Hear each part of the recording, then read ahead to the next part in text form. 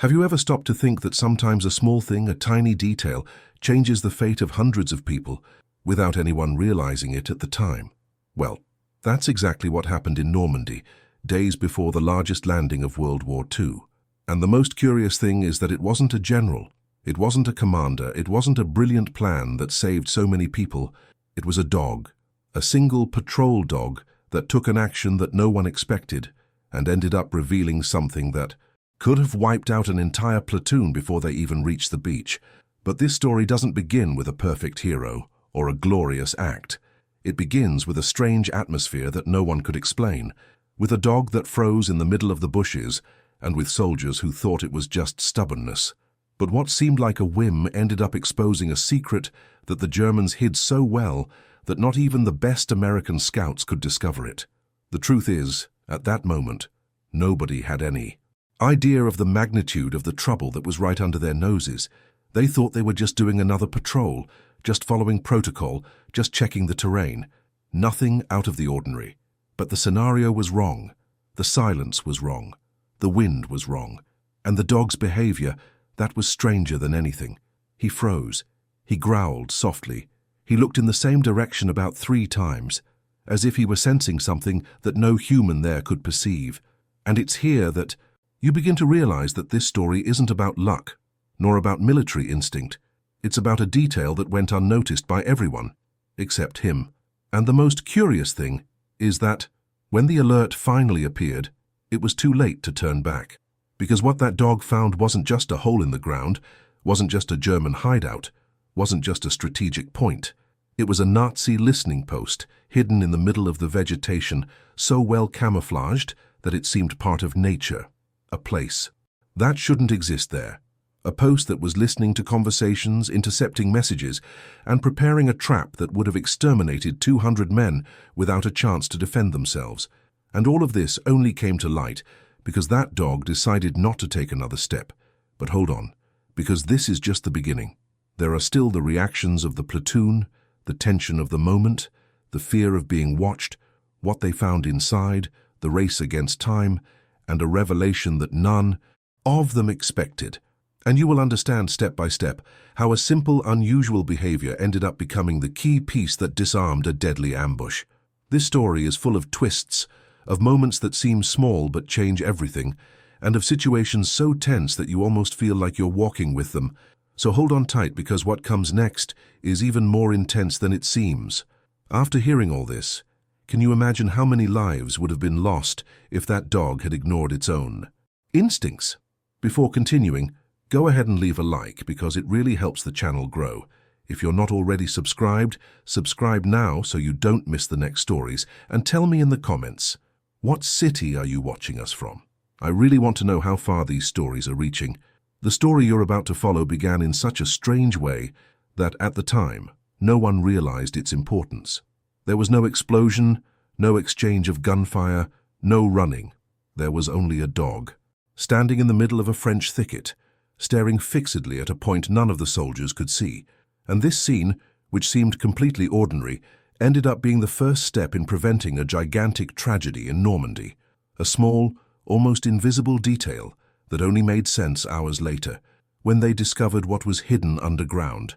But before we get to the moment of discovery, you need to understand how it all began, because nothing that night made sense, neither to the soldiers nor to the dog. It was the beginning of June 1944, a few days before the landing. Normandy was enveloped in an eerie silence, the kind of silence that unsettles even those accustomed to the noise of war. The tall hedges, typical of the French bocage, created narrow, suffocating passages where an entire platoon could disappear without anyone outside noticing. There, every turn was suspicious. Every bush seemed to hide someone. And yet, that group of American soldiers was sent to do what, officially, was just another reconnaissance patrol. But those on the front lines knew that no patrol at that stage of the war was ordinary. Even so, they followed protocol and moved forward in absolute silence. In the middle of the formation, walking alongside the sergeant in charge, was Duke, the patrol dog. He was experienced. He had sniffed out mines, chased enemies, detected traps, and saved more than one soldier from dying through carelessness. But that morning he wasn't in technical mode. It wasn't his usual mission behavior. It was something more raw, more instinctive, as if he were sniffing out a threat unlike anything he had ever seen before. The sergeant noticed this immediately because Duke wasn't walking in his usual way. He wasn't scanning the area with his nose, checking the wind, or alternating his steps. He was tense, his body stiff, as if something in the air had been wrong from the very first minute. The patrol advanced slowly, always in single file, with their weapons pointed forward, and their eyes trying to follow everything. But the pace had to stop suddenly when Duke, without warning, froze in place. He simply stopped walking. And it wasn't the usual kind of stop, when the dog smells a wild animal or something noticeable in the bushes. It was a dry, abrupt stop, the kind where even the ambient sounds seemed to stop for a moment. The sergeant immediately realized something was wrong because Duke lowered his head and growled very softly, the kind of growl he only made when danger was very close. The soldiers behind grew irritated by the interruption. One complained that the dog was too nervous, another said it would delay everything, but the sergeant ignored them. He knelt beside Duke and observed the animal's breathing, which was rapid, shallow, not from tiredness but from alertness. The dog turned its snout slightly to the left, then to the right, as if trying to locate something exact, but not finding the perfect spot. And that's when the sergeant realized Duke wasn't sniffing an object. He was sniffing presence, something that didn't have a direct smell but had a trail, a direction, small clues that only a trained sense of smell could detect. Even without fully understanding the reason, the sergeant signaled for the platoon to stop. No one liked the order because the terrain was too risky to remain stationary without cover, but they soon realized that the environment was stranger than it seemed. The wind had stopped, and this made the smell of the forest more concentrated. Even so, there was a faint, almost imperceptible smell that Duke detected first, the smell of warm metal. It wasn't the smell of a recently fired weapon, nor of an armored car. It was different, as if something was operating hidden somewhere. The sergeant became even more alert. Duke took 2 steps to the side and then began sniffing the ground more intensely. He was following an invisible trail. The sergeant followed, and that's when everything started to make sense.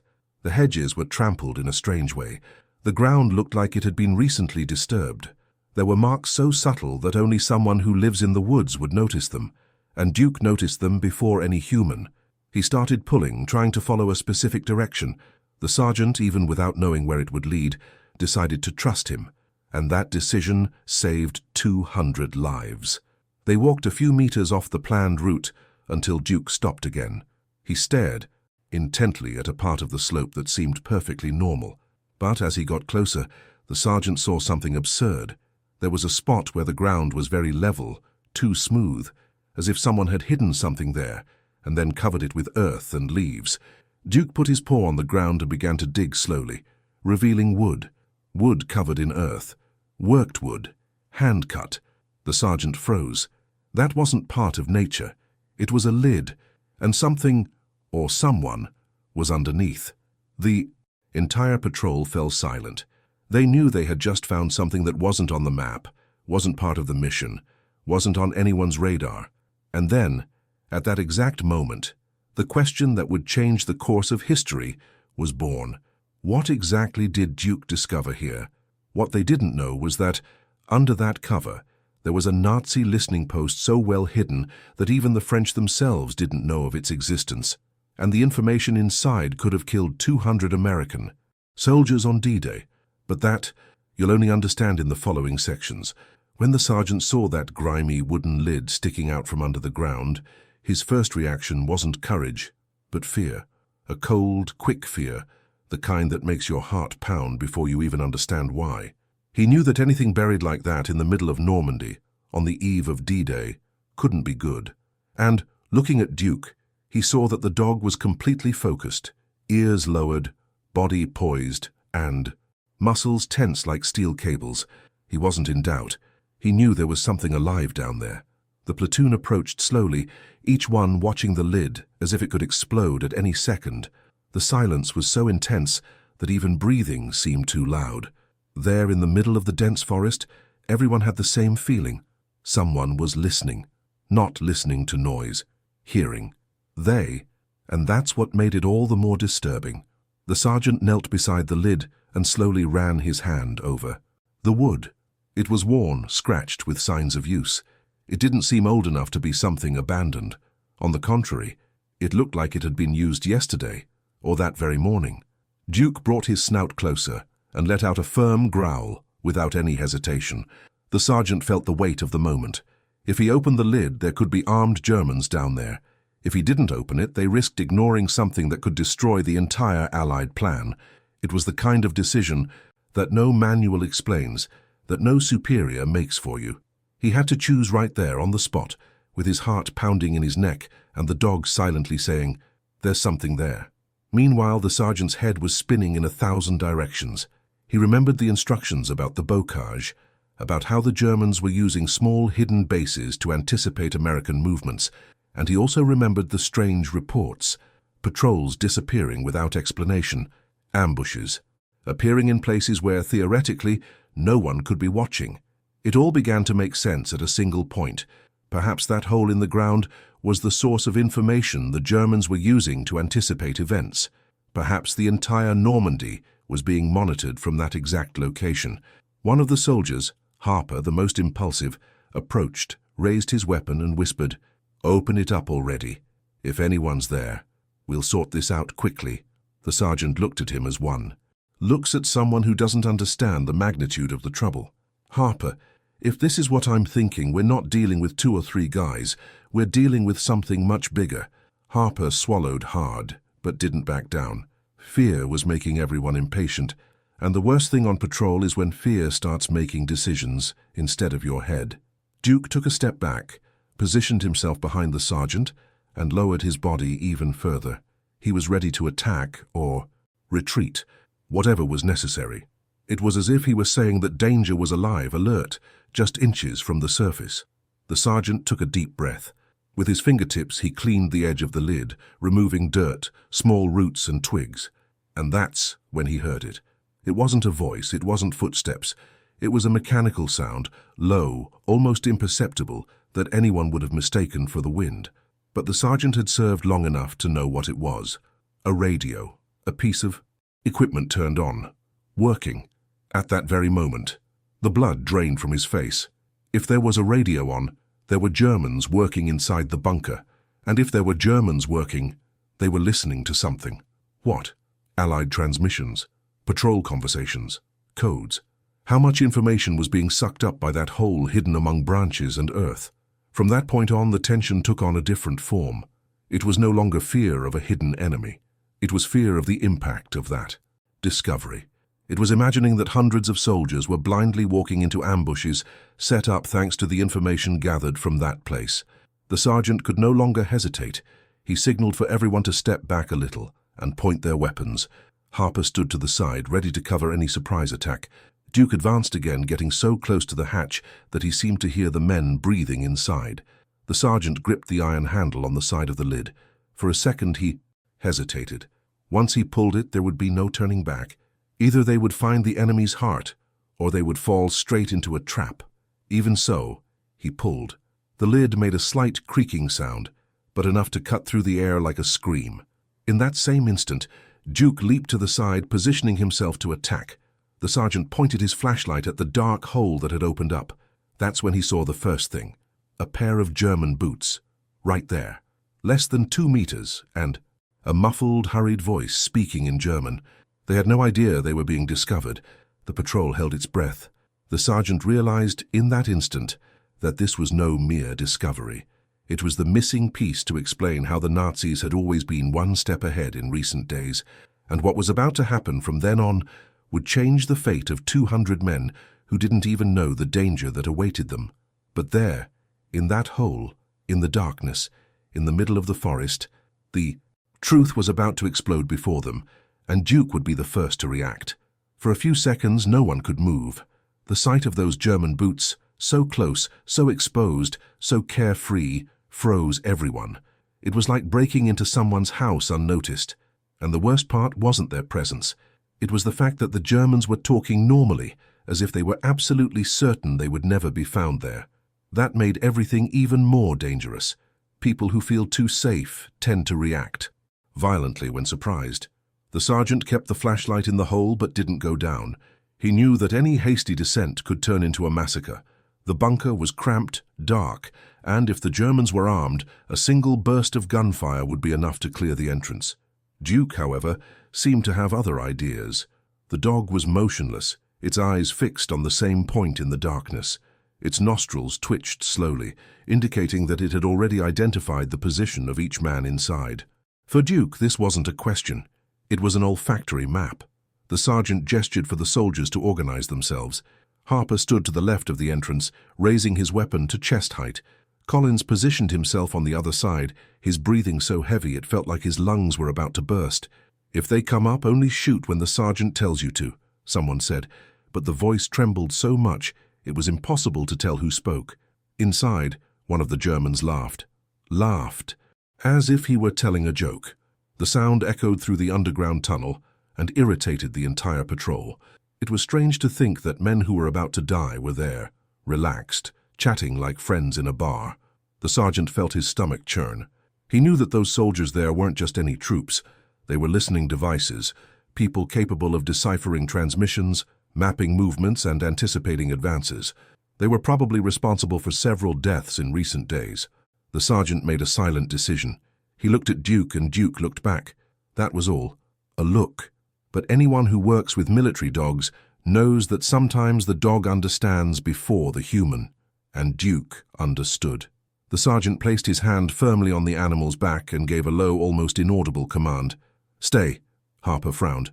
"Are you staying? Are we going to go in there by force?" The sergeant didn't answer.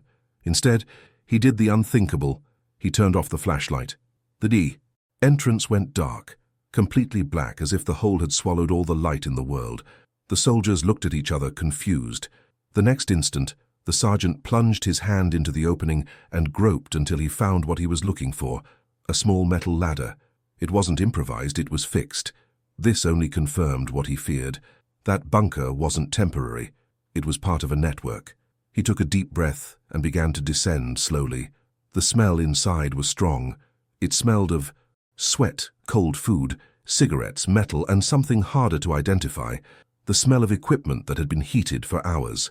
The sergeant descended 2 more steps and finally saw the room. A narrow space, lit by a dim lamp, with 3 Germans sitting around a table with maps, radios, and headphones. One of them had a cigarette stuck in the corner of his mouth, completely distracted. The sergeant froze. If any of them turned their faces away at that instant, he would be dead. But fate decreed that for a second no one would look. He climbed up quickly, almost jumping out of the hole. Harper grabbed his arm. "So? How many?" 3, with a radio. "They're listening to everything. Absolutely everything." When the sergeant said that, the impact hit the patrol like a punch to the gut. They immediately understood the gravity of the situation. This wasn't just a hideout. It was the nerve center of the information that had been killing so many men in the previous weeks. The sergeant took a deep breath. He needed to put together a plan quickly, and this time the only real chance was Duke. The dog was silent, agile, able to attack before the Germans could react, but using the dog like that was the kind of decision that could make the sergeant responsible for losing the animal in combat. And losing Duke, after everything he had already done, was something Miller, man, soldier, professional, didn't want to accept. Still, there was no choice. He knelt beside the dog, looked directly into its eyes and whispered, "I need you to go in first." Duke didn't wag his tail, he didn't celebrate, he just stared, firmly, focused. He understood the command, he understood the risk, and in a strange way he seemed ready for it. The plan was simple and suicidal at the same time. Duke would enter through the hole like a shadow. The sergeant and the others would follow right behind. If there was time, they would overwhelm the Germans before a single shot was fired. If not, no one would get out of there alive. Harper gripped the gun so tightly that his knuckles turned white. "Do you trust that dog that much?" The sergeant replied without thinking. "More than in any other man." It was in this atmosphere, pure tension, cold sweat, heavy breathing, that the sergeant slowly lifted the lid and signaled to Duke. The dog went down 1 step, then another, then disappeared into the darkness. The next few seconds felt endless. Each member of the patrol seemed to hear their own heart pounding, louder than the sounds from the bunker, until suddenly the first noise came. A muffled scream, then a hard blow, and another. Harper almost moved forward, but the sergeant ordered him to wait another second. When he finally came down, he saw something he would never forget. But what Duke did down there and how it completely changed the fate of the platoon, is what you'll understand in the next section. Whether you like it or not, that's where the story stops being strange and becomes unbelievable.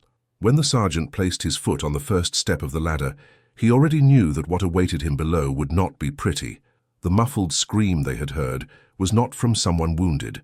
It was the cry of surprise from someone who never imagined that an enemy could appear inside a supposedly perfect bunker. And the thud that came soon after only confirmed that Duke had begun the attack before any German understood what was happening. The descent seemed longer than it actually was, because the sergeant descended with his weapon at the ready and his mind racing, imagining all the possibilities. When he finally reached the bottom of the stairs, the scene was so fast and confusing that it seemed frozen in a moment of pure chaos. The first German was lying on the floor with Duke on top of him, holding the man's arm with such precise force that it prevented any reaction. The second, seated at the table, was still trying to grab the pistol strapped to the side of the chair, but Duke moved forward before he could fully stand. The third, the main operator, the most dangerous, the one with headphones and an open map on the table, froze. He didn't know whether to attack, run, or raise his hands. The sergeant didn't give him time for any of the three options. He pointed his weapon and gave a short, dry, and definitive order, "Hands up! Hands up!" The operator didn't hesitate. He dropped the headset immediately and raised his hands so quickly that the chair fell backward. The sergeant signaled for Harper and Collins to come in immediately. The two descended with their weapons at the ready, climbing the narrow staircase and taking up positions in the corners of the bunker. It was impressive how small the space was, and at the same time how well organized it was. The Germans had transformed that space into a veritable clandestine espionage center. There were different radios, improvised microphones, collapsible antennas, papers with codes, and even notes on American transmission frequencies. This was gold for a war based on information. While Harper restrained the lead operator with an improvised rope, the sergeant crouched beside Duke. The dog still had its teeth sunk into the arm of the first German, who had already given up fighting. A second German soldier was trembling so much he looked like he was going to faint. The sergeant touched the dog's back and gave the command, "Let go." Duke obeyed immediately, taking 2 steps back, but without taking his eyes off the man. He knew that danger was still present. The German took a deep breath, trying to control his own fear, because it was clear that if he made any sudden movement, that dog would attack him again in the same second. Only when the situation became relatively stable did the sergeant realize what they really had in their hands. He looked at the table where the operator had been working before the invasion. There was a map marked with red dots and black arrows. As he approached, his heart beat differently. The red dots were exactly where 3 American companies would be passing within a few hours, and the arrows indicated directions of fire, machine gun positions, mortar rotations, and even the location of newly laid mines.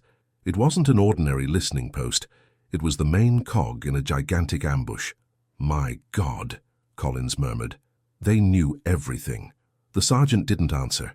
He ran his fingers over the marked points and had a clear feeling of what would have happened if that bunker hadn't been discovered. 2 companies would have been crushed right at the edge of the woods. Another would have been massacred further north. The Nazi plan was simple and efficient. Listen to everything, anticipate everything, and kill quickly. And the Americans didn't suspect a thing. He turned to the operator, who was pale, trembling, and clearly regretted choosing that day to work. "How long have you been here?" the sergeant asked. The German hesitated, but Harper pressed the gun against his back. "1 month, he replied in heavily accented English. 1 month listening, 1 month taking notes, 1 month preparing." The sergeant felt his blood boil. A month. A whole month feeding the German command with American movements. A month putting hundreds of men at risk. A month preparing the ground for a calculated massacre. And all of that was about to happen that very day. Collins looked around, trying to piece everything together mentally. "Sergeant, this changes everything." "It does change," he replied, looking at Duke, "and he's the one who figured it out. He didn't have a map. He didn't have markings. He didn't have a patrol routine. It was just instinct, and he's never wrong." Duke paced lightly through the bunker, sniffing everything as if confirming there was no longer a threat. He stopped before a metal box and growled softly.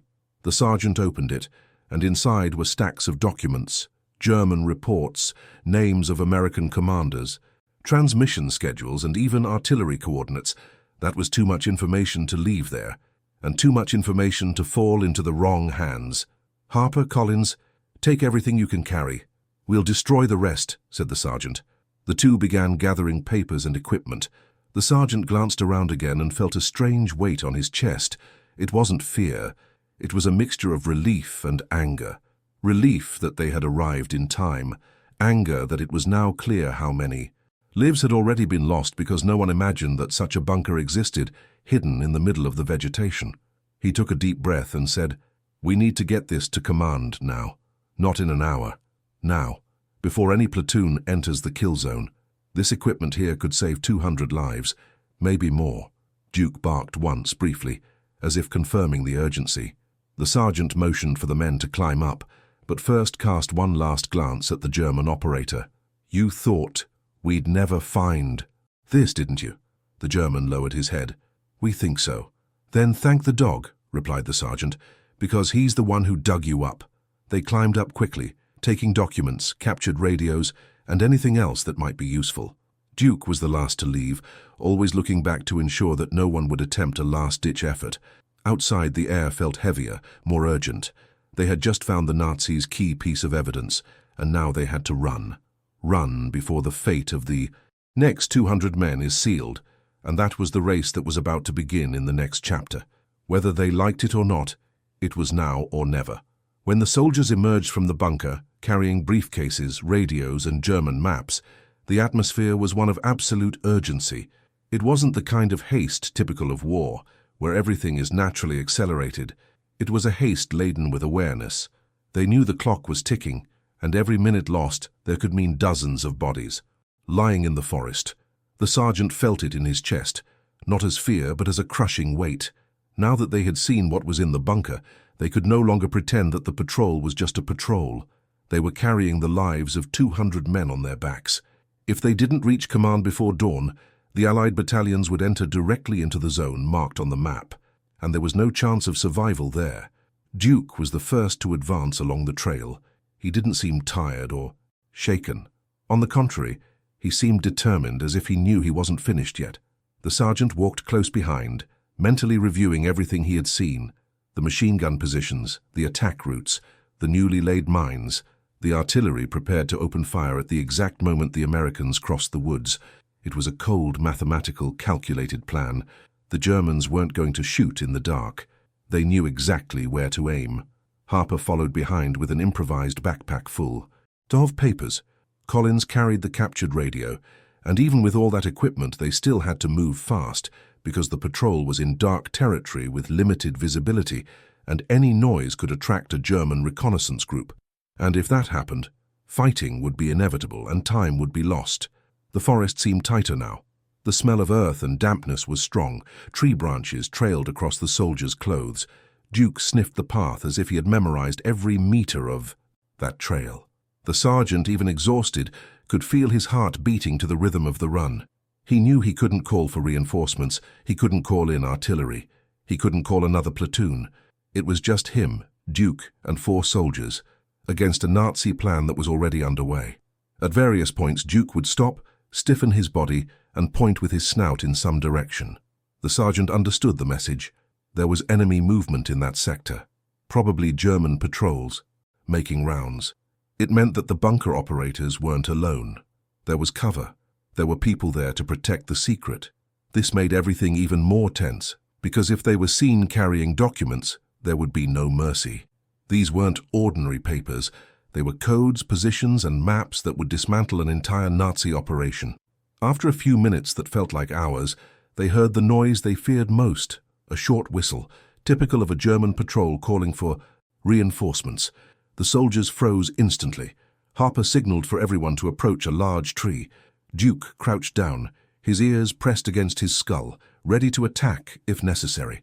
The sergeant raised his hand, demanding total silence. The whistle repeated. 2 more. Each repetition sounded closer. One of the soldiers began to tremble. It wasn't fear of death, it was fear of failure.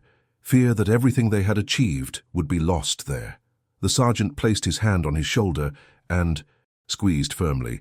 There was no room for panic, not at that moment. The sound of footsteps followed soon after. 3 German soldiers were walking as if they were calm, talking quietly. They were scouts. If they encountered the American patrol, there would be no quick combat. There would be alarm, and the time to save the 200 men would end right there. The sergeant watched the trail.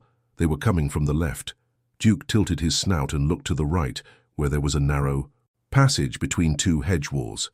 It was risky, cramped, full of thorns, but it led away from the Germans. It was the only possible way. The sergeant signaled, and they all squeezed into that dense thicket. Duke went ahead, making space with his body. Branches scratched their arms, tore pieces of fabric pulled at their backpacks, but they kept going, each step quieter than the last. When they finally emerged from the thicket, they could already see the sky brightening with the first sign of dawn. This only increased their anxiety. When the light enveloped the forest, the American companies would begin to move, and they would be marching straight to the point the Germans had prepared.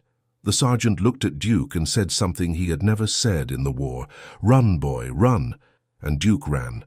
It wasn't a mad, desperate run. It was fast, technical, instinctive. The cub advanced through the undergrowth as if he had known it all since he was a pup. He dodged roots, crossed ditches, cut through trails, and avoided all points that could delay the group. And behind him the soldiers followed, not because they wanted to, but because there was no other option. Duke was the only guarantee that they would arrive alive and on time. When they sighted the main road, the sergeant felt his legs almost give way. The American base was just over 10 minutes away. 10 minutes running, at whatever pace his body allowed. Duke emerged from the bushes first and ran down the dirt road, barking. Once loudly, as if he were calling the whole world to pay attention. The soldiers appeared soon after, sweaty, dirty, exhausted, but carrying the material that could change everything. The American sentries pointed their weapons, startled by the movement, but the sergeant raised his hands and shouted, "Urgent command! Radio captured! German maps! Ambush confirmed!" That was enough. They made way immediately. And it was at that moment, as he crossed the base gate with Duke by his side, that the sergeant became certain of one thing. They still had a chance.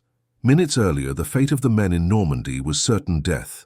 Now, there was a real possibility of saving everyone, but that depended on one last step, the most difficult one. And that's what happens in the next topic. When the sergeant entered the command tent carrying the maps, radios, and German notes, the atmosphere froze. This wasn't normal. Patrols didn't return with that kind of material. Patrols didn't show up at dawn. With a dog covered in dirt, a breathless platoon, and a pile of documents that clearly hadn't been left behind by accident.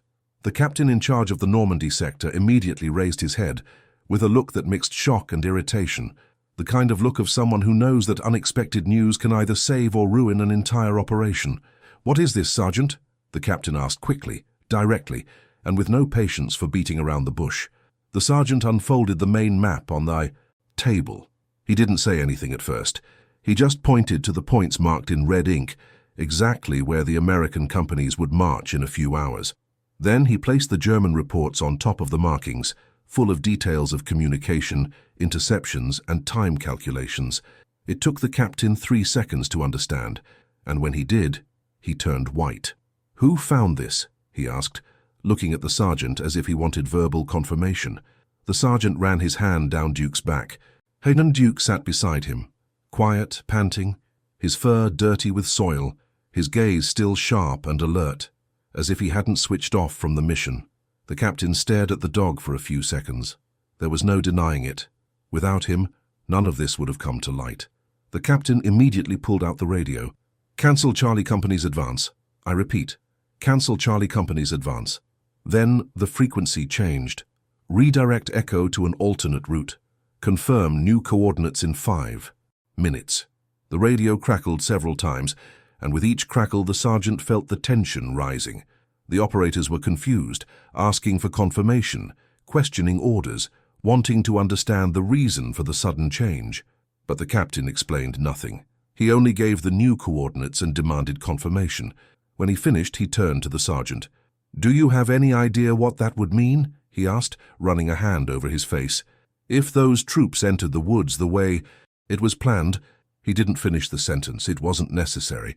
The sergeant knew whoever was on that flank would be massacred before even seeing the enemy. The captain summoned 2 operations officers. They began to reorganize the main map, using the information brought from the bunker to adjust movements. They altered routes, distances, and schedules. They cancelled 2 direct approaches, changed footholds, and demanded that a new artillery line be positioned in another sector. It was as if the entire plan from the early morning was being torn up and rewritten in minutes. Duke watched everything, sitting next to the sergeant, but he didn't completely relax.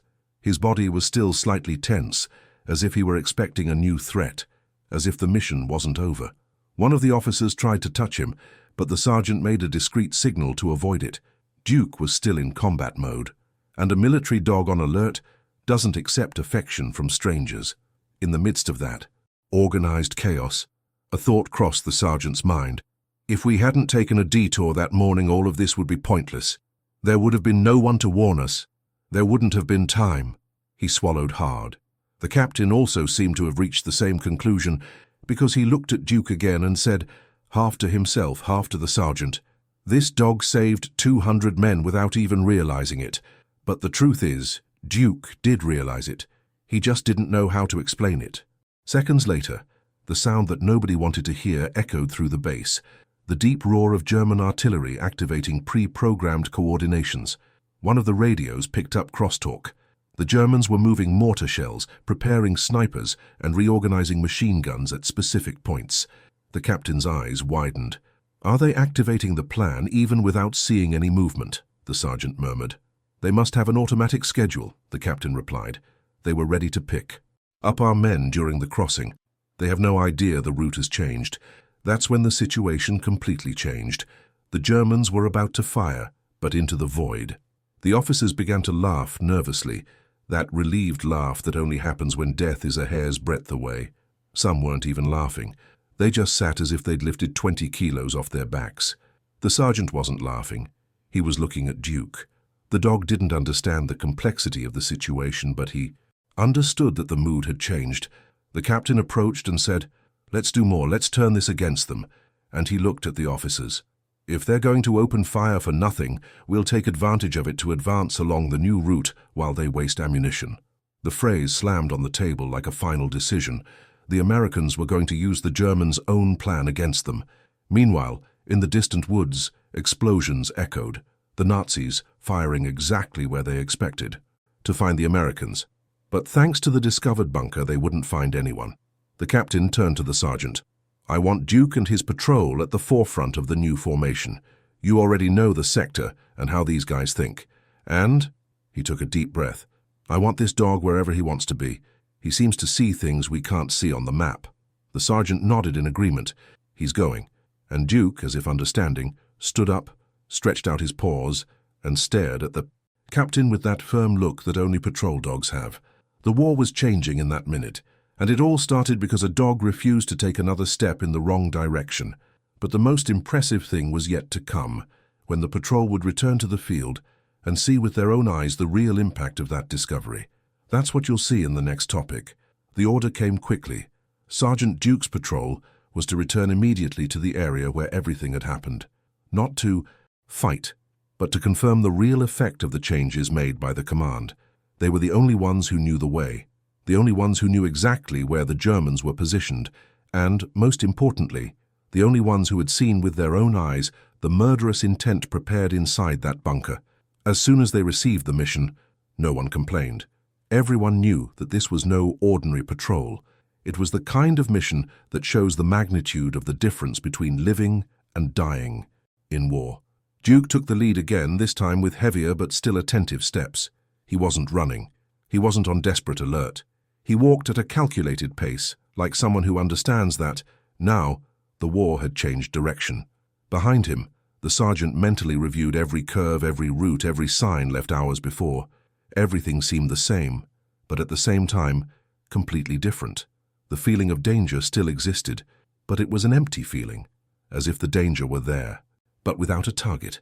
When they reached the first point marked on the German map, a narrow opening between two hedges, the truth was brutally revealed. The ground was churned up, marked by fresh craters. Parts of the vegetation had been destroyed by the explosions. There were burnt branches, loose earth, and that smell of gunpowder that always accompanies heavy artillery. If the American companies had entered that corridor, no one would have survived.